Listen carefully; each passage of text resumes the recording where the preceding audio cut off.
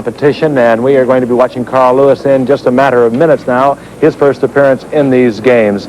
You know, one of the more visible signs here in Los Angeles is a big sign located on one of the hills up in the Hollywood Hills, and it spells Hollywood. They get spelled it right, but there's a lot more to this sign than that. Rita Flynn is up near that big sign. She's going to tell us about it. Rita?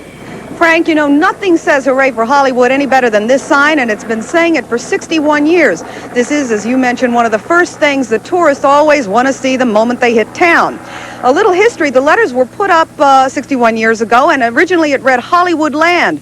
And it was put up by a realtor named John Roche in an effort to lure buyers to a spot that might not otherwise seem such a swell site for a home here on the steep slopes of Mount Lee, and it is steep. The sign has had plenty of good times, but it's seen some bad, too. During the Depression in 1932, an actress named Peg Entwistle met her death when she jumped off the letter H. And during the 1960s, about 30 years later, some young people launched a campaign to change the sign so that it would read Hollyweed instead of Hollywood.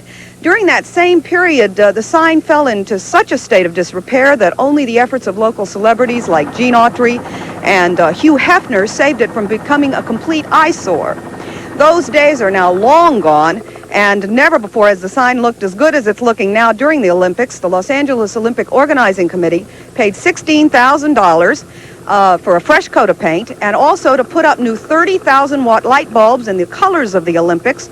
And those lights are turned on every night during the 60 nights of the games from 9 p.m. until midnight and light up the sky in what's been described as a rainbow of color. So with all the attention that the sign has been getting during the Olympics, all the refurbishing, it's been 61 years, and it looks like it'll be around for at least another 61 years. Frank? Thank you very much, Rita. I was born nearby Santa Monica, went to school at USC, and I didn't know all that. The Hollywood sign. Rita Flynn.